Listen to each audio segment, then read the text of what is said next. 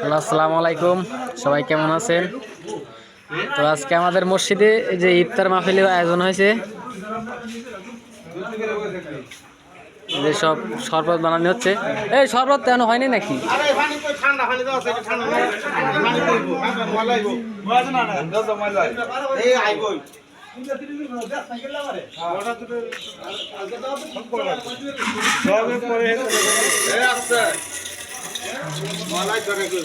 আর দেখতে লেন মারা না তো দুটা ঠাতা মানে পানি কল করে আর জন্য হুনুর করে দিলি হয়